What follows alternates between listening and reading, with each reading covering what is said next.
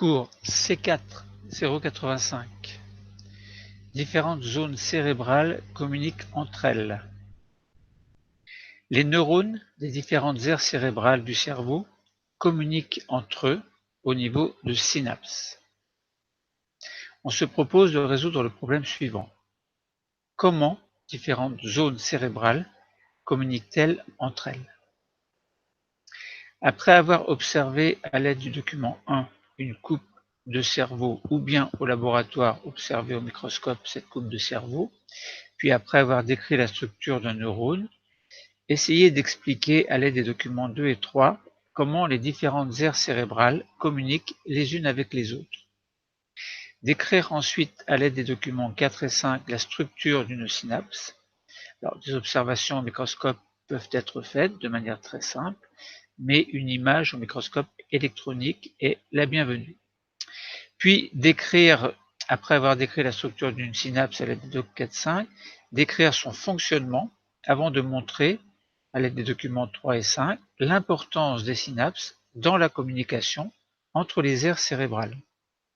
Concernant la compétence travaillée, il s'agit de pratiquer des démarches scientifiques, alors notamment d'utiliser des instruments d'observation tels que le microscope, des mesures et des techniques de préparation et de collecte, telles par exemple la préparation d'observations microscopiques de neurones ou de synapses.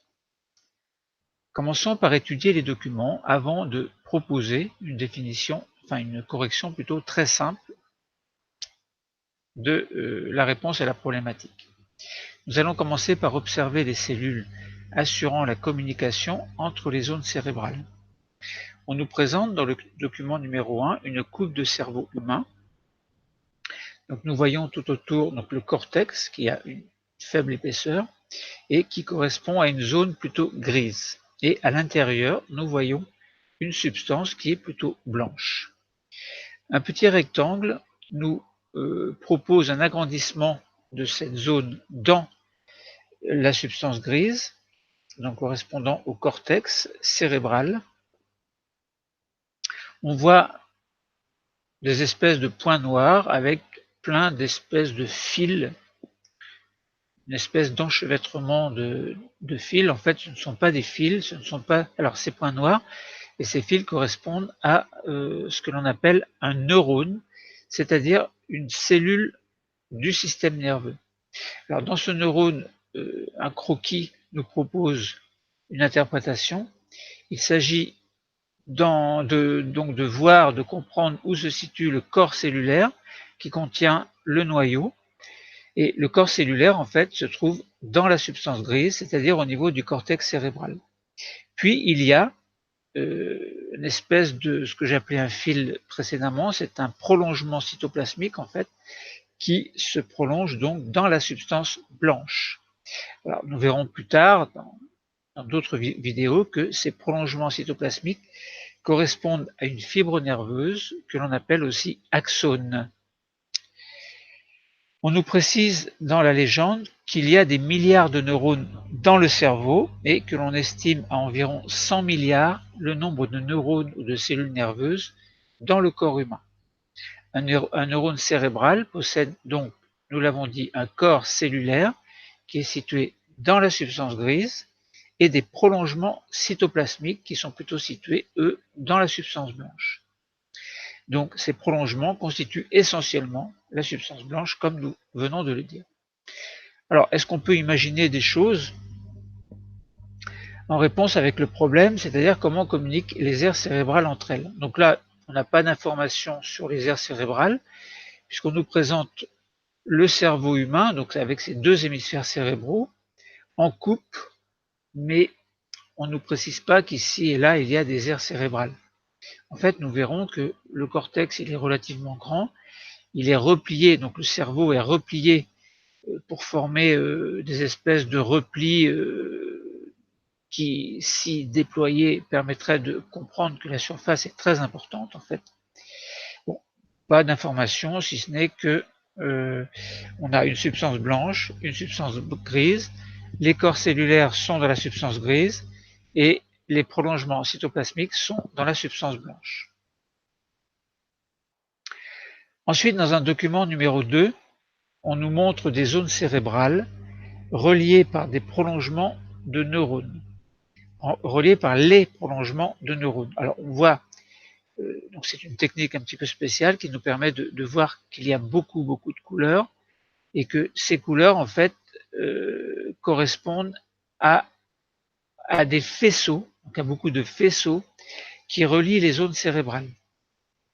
Donc ça veut dire qu'on imagine qu'il y a le cortex cérébral, c'est-à-dire la partie externe du cerveau, qui correspond à de la substance grise, et on imagine qu'il va y avoir à différents endroits des groupes de neurones, et ces groupes de neurones seront situés sur une petite surface que l'on appelle une aire cérébrale.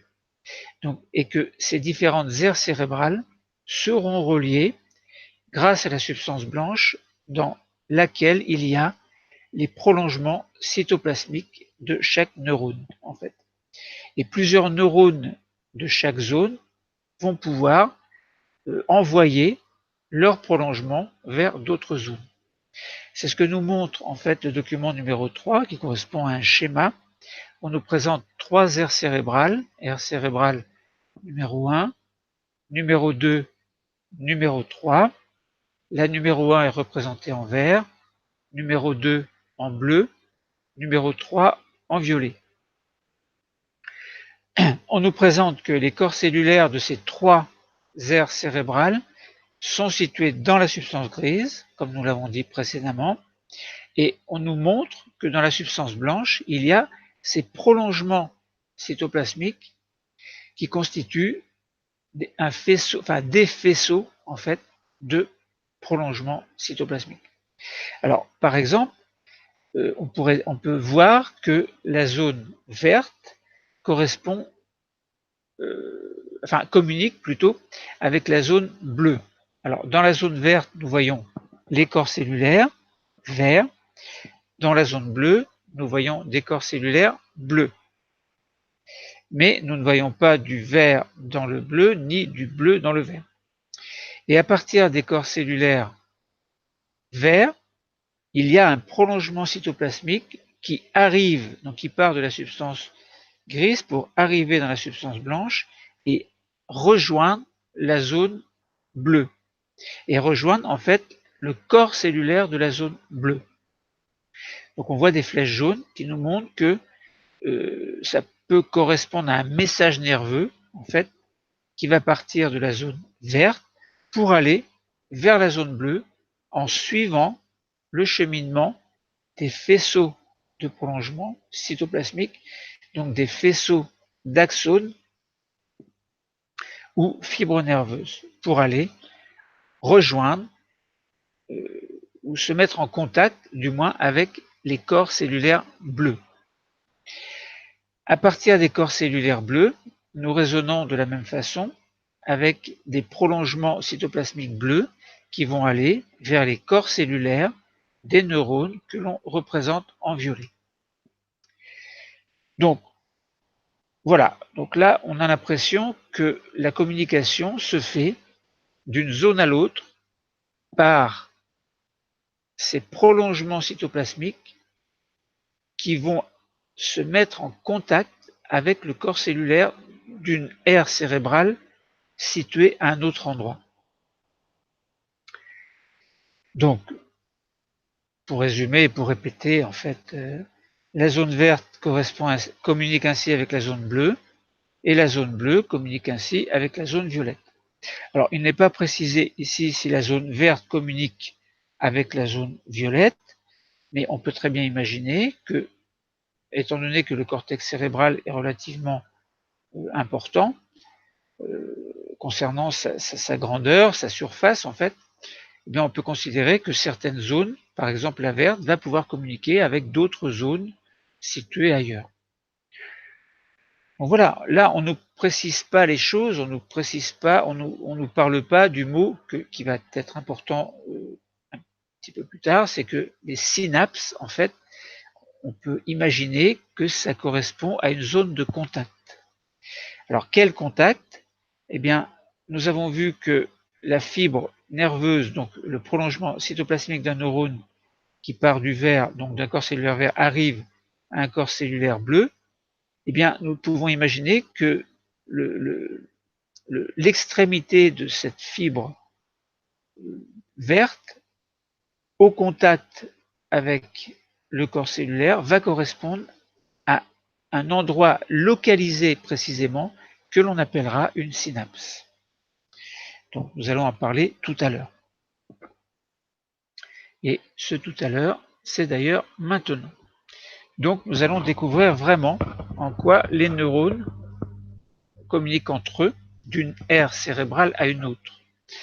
Alors, dans le document numéro 4, on nous présente 3 neurones, un neurone vert, un neurone jaune et un neurone bleu, avec leur corps cellulaire et leur prolongement cytoplasmique.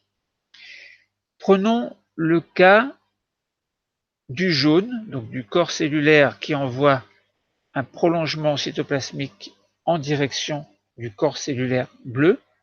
Donc, prenons cet exemple-là sans nous occuper du vert.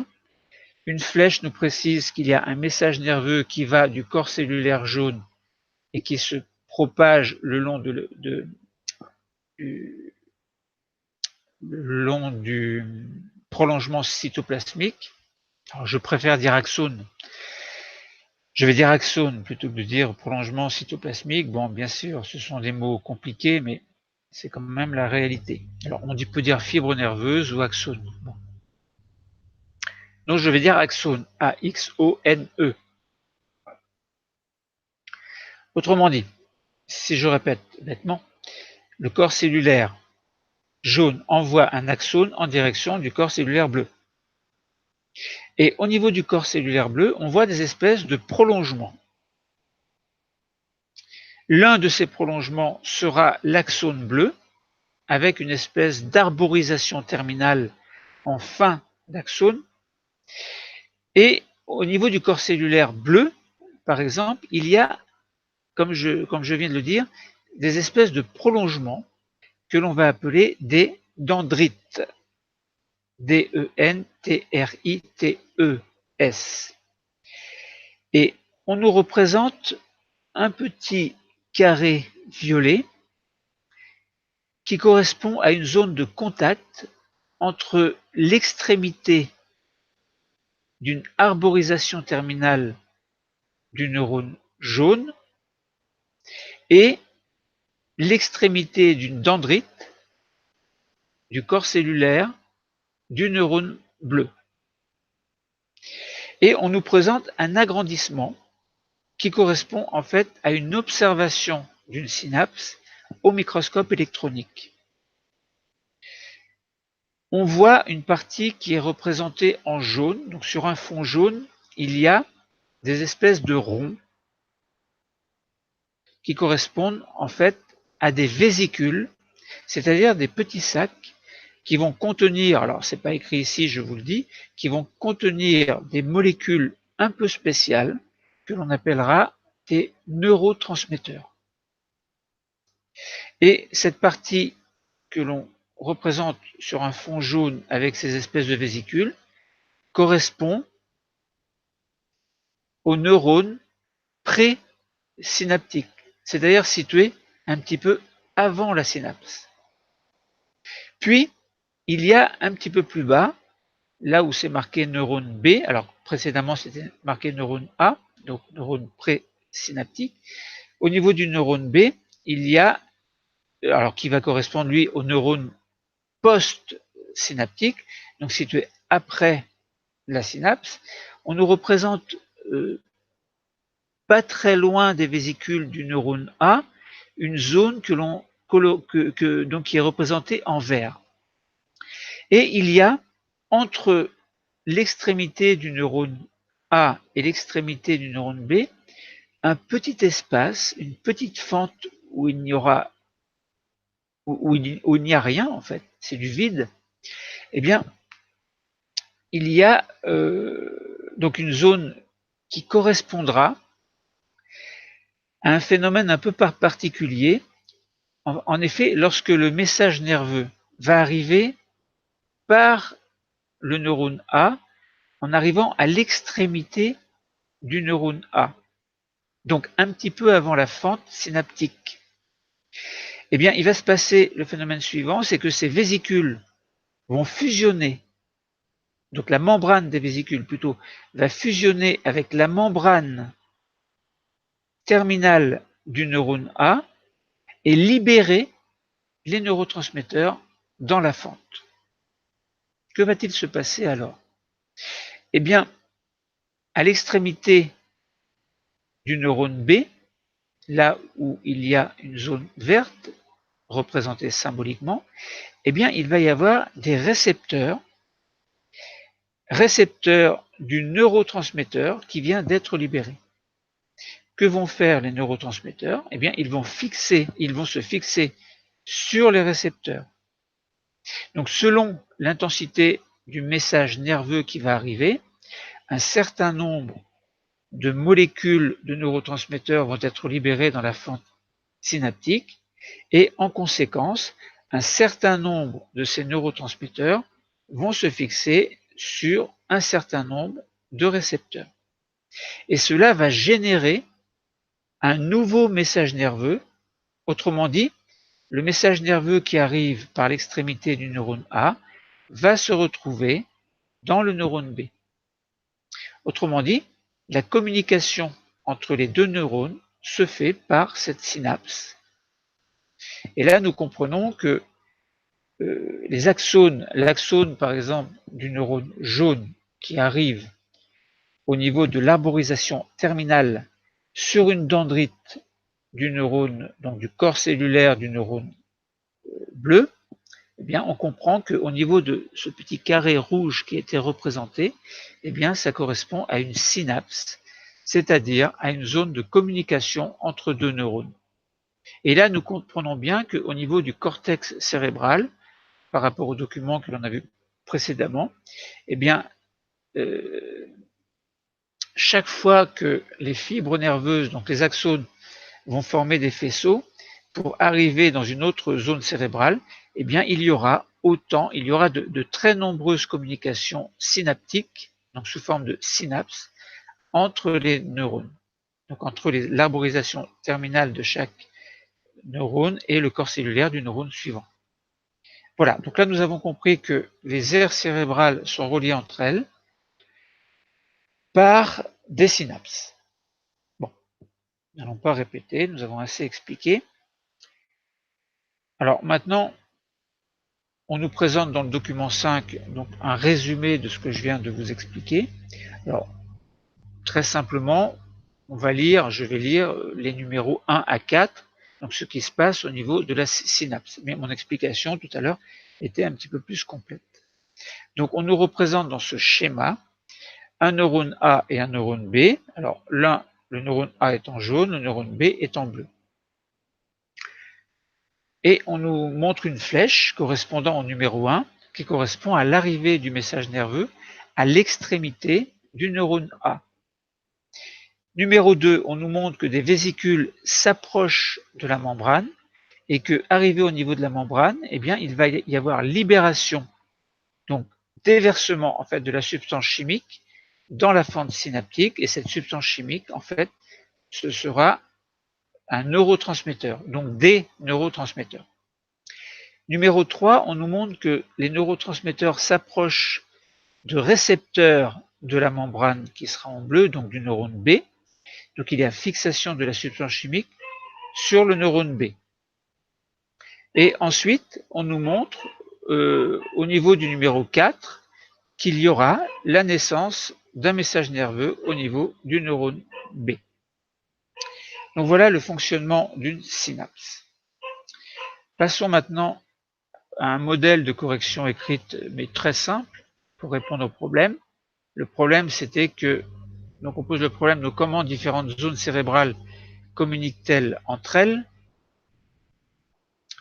Eh bien, il fallait dans le document 1 observer une coupe de cerveau, puis décrire la structure d'un neurone. Donc, ce que vous auriez pu marquer, c'est que le cerveau est constitué d'une substance grise, externe, et d'une substance blanche qui est plus interne. Un neurone ou cellule nerveuse est constitué d'un corps cellulaire qui va renfermer un noyau, et dans la substance grise,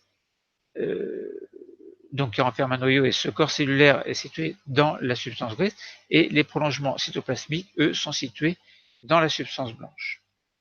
Ensuite, il fallait aller des documents 2 et 3, expliquer comment les différentes aires cérébrales communiquent les unes avec les autres.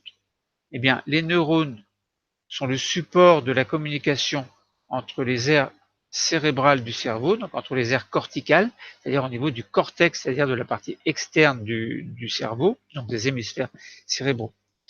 En effet, les corps cellulaires des neurones d'une aire précise sont en relation avec une autre. Donc les aires cérébrales sont en relation entre elles grâce à leur prolongement cytoplasmique, donc que l'on avait appelé les axones ou fibres nerveuses, sont en relation avec les corps cellulaires des neurones d'une autre aire.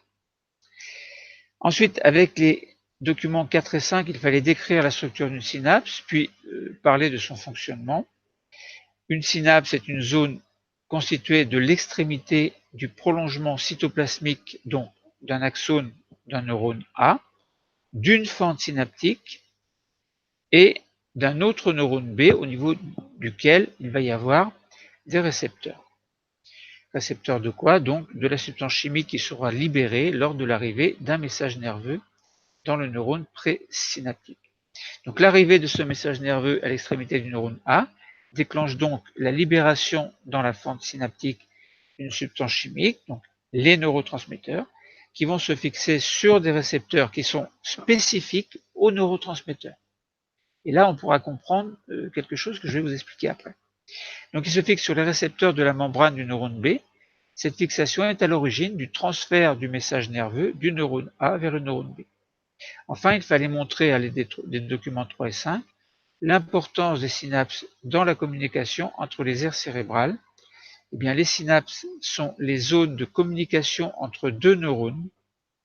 Sans synapses, les neurones ne peuvent plus communiquer, donc les aires cérébrales ne peuvent plus non plus communiquer entre elles. Donc tout à l'heure, je vous disais, la fixation d'un neurotransmetteur sur un récepteur se fait de manière spécifique. C'est-à-dire que à un récepteur correspond un neurotransmetteur précis, enfin, un groupe de neurotransmetteurs précis. Et que si par exemple, imaginons que dans la fente synaptique, deux neurotransmetteurs soient libérés, et imaginons qu'il n'y ait qu'un seul récepteur d'un des deux neurotransmetteurs, eh bien la fixation de l'autre neurotransmetteur ne pourra pas se faire. Mais il arrive quelquefois il arrive même très souvent, qu'il y ait plusieurs récepteurs correspondant chacun à un neurotransmetteur spécifique. Le problème des drogues, entre autres, de médicaments, etc., si par exemple on prend une certaine drogue, donc qui va correspondre à une certaine molécule, qui peut être par exemple un neurotransmetteur un peu spécial, mais correspondant à celui d'une drogue. Eh bien, si le site de fixation sur le récepteur correspond aussi, si les deux neurotransmetteurs, l'un normal, l'autre anormal, se ressemblent, eh bien, on peut très bien avoir une compétition, en fait, correspondant à la fixation sur un récepteur. Et de ce fait-là, on peut comprendre comment vont agir les drogues en étant, par exemple, quelquefois prioritaires par rapport au neurotransmetteur normal. Bon. On peut raisonner de la même façon concernant les médicaments, donc les psychotropes, etc. Bon, nous n'allons pas entrer dans les détails, c'est un sujet assez intéressant et qui permet de comprendre pourquoi quelquefois une personne se drogue, une personne qui est droguée va subir une certaine accoutumance, etc. Bon, il y a beaucoup de choses à dire, nous n'en parlerons pas dans ce cours-là. Le cours est terminé, alors n'oubliez pas de lire au niveau des connaissances, donc le résumé concernant l'activité cérébrale. Donc on a parlé des neurones, des aires cérébrales, du cerveau qui communiquent entre eux, des synapses. Donc lisez la précision concernant l'activité cérébrale, où je répète un petit peu ce que j'ai dit précédemment. Le cours est terminé. Merci.